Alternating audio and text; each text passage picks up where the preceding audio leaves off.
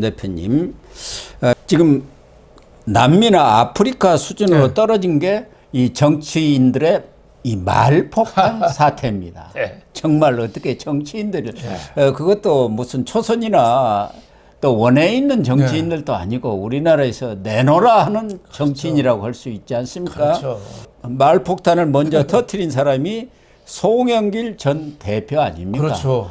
본인으로서는 그동안 돈봉투 사건으로 수사를 받다 보니까 조금 감정이 쌓인 것도 있지만 그래도 정도가 있어야지 일국의 법무장관한테 어린 놈, 건방진 놈 이렇게 욕을 해야 되는 것 아닙니까? 그러니까 자기가 전당대회 때 대표 되면서 돈으로 매수한 거 아니에요? 예. 그 국회의원 여러 번 하고 인천시장까지 한 사람이 그걸 정정당당하게 수사를 받아야죠. 지금 돈봉투 받았다고 다 시인도 하잖아요. 다 나오고 있지 않습니까? 돈 받은 국회의원도 다 시인했잖아요. 지금 예. 받았는데 좀 액수 조금만 줄여달라 이런 거 아니에요. 또 이정근 전 민주당 사무부총장이 다 거기도 증언 그 녹취록이 증거가 차고 넘치잖아요. 돈 예. 실제로 모금한 강내구 감사도 더 6천만 원 해갖고 그렇죠. 갖다 줬다 다 이렇게 주고 받은 거였으면은 정말 부끄럽다 이래야 되는데 그리 욕을 하고 뭐 후진 놈이니 어린 놈이니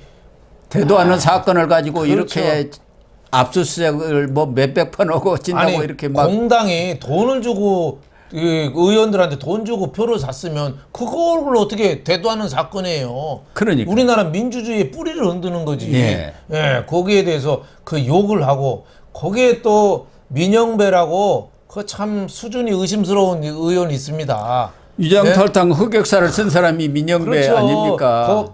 검수 완박 그 검찰 수사권 완전 박탈 때 그 잘 안 될 것 같으니까 위장탈탈해서 무소속으로 갔잖아요. 예. 그래서 안건 조정위원회를 무력화시켜가지고 그 법안했잖아요. 그리고 1년 만에 또 쓱 들어왔죠.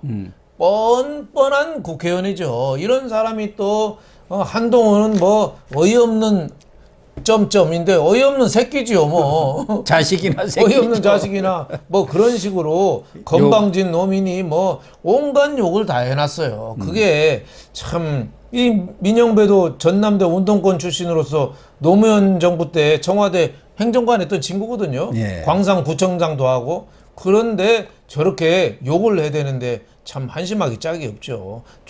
어제는 또 유정주라고 여성원 아닙니까? 네, 비례대표 뭐 옛날에 저 더불어 시민당에서 그 개구멍으로 들어온 국회의원이 있어요. 뭐 국회 원회관에서 자전거나 타고 있다고 이렇게 또 예. 장해찬 국민의힘 최고위원이 비판을 했더라고요. 예. 그런 사람이 뭐. 무슨 이 짐 싸갖고 집이나 가지 이렇게 욕을 해야 되냐고. 그러니까 어린 놈이라고 유정주가 그러는데 유정주가 한동훈 장관보다 2살 더 어려요.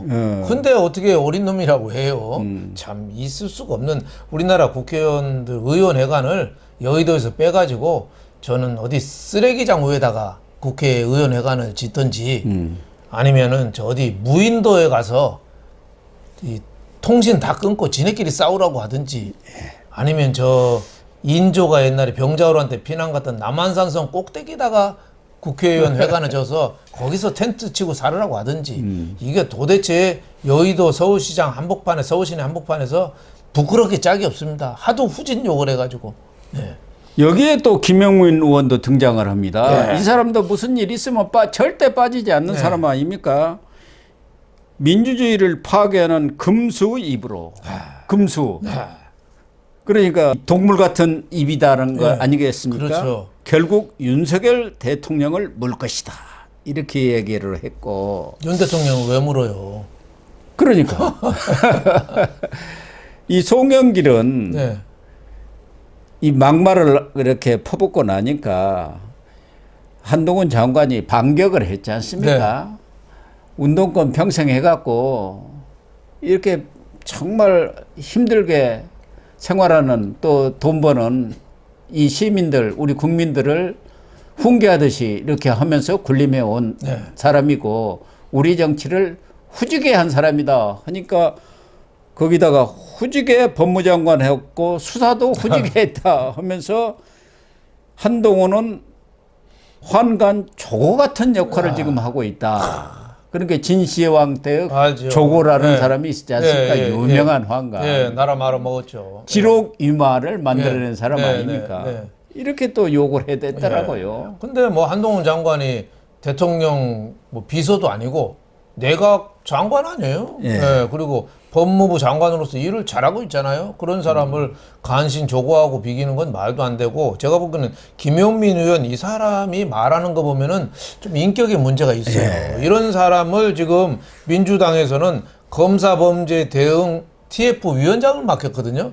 이런 그러니까. 사람을 이 TF 위원장 맡기는 민주당 이재명이 참 웃기는 사람이에요. 말 하나하나가 김용민 의원 보면은 그 뭐라 그럴까? 정말 나쁘다고 그러나요? 예? 정말 사람이 인격이 나쁘다는 생각이 들어요. 그냥 말이 거친 게 아니라 정말 바탕이 나쁜 사람이라는 생각이 예, 들어요. 그렇습니다. 이런 식으로 뭐 금수같이 못한다. 제가 보기엔 수사 잘하고 있고 정 불만 있으면 법적으로나 공론의 장에서 떳떳하게 대응해야지 뭐 금수보다 못하다 이런 식의 막말하는 거는 정말 웃기는 얘기다 이런 생각이 좀 듭니다.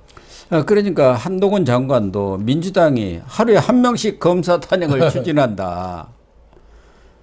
결국 앞서 말씀하신 대로 탄핵이 인용되든 기각이 되든 그건 총선 후에 이뤄질 테니까 그렇죠. 결국 정치적으로 계산하면 남는 장사라는 판단하에 이런 짓을 벌이고 있는 것 아니냐는 것 예.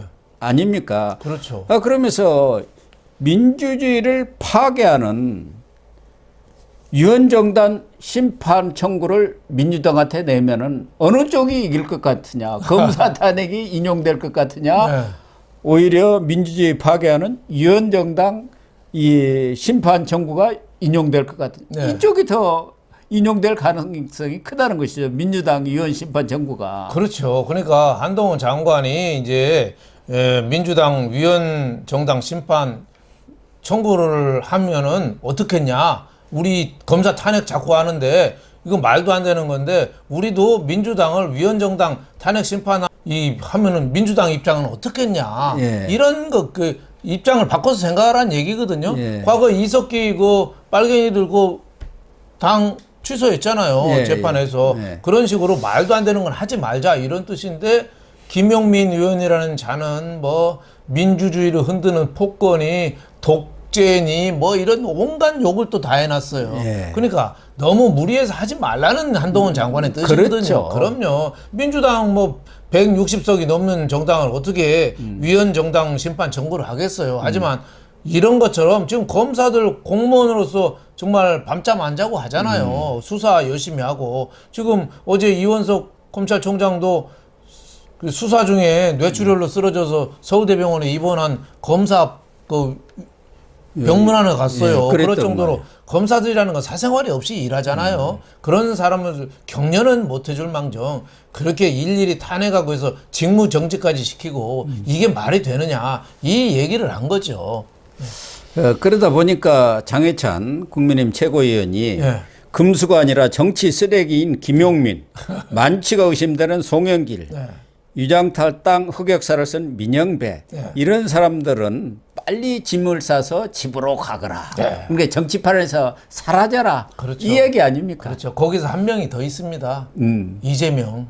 맞아요. 진짜 어떻게 보면 원흉이죠. 원흉. 원흉이죠. 예, 전부 이재명이 그렇죠. 모든 시비와 갈등의 발단을 제공한 사람 그렇죠. 아닙니까? 이재명이가 최고 나쁜 놈인데 거기랑 비교하면 나는 괜찮은 놈이라 이런 생각하는 거예요. 그리고 왜 저 유정주, 송영길, 김용민 뭐 이런 사람들이 민영배를 악담 이 쓰레기 같은 말을 하겠어요?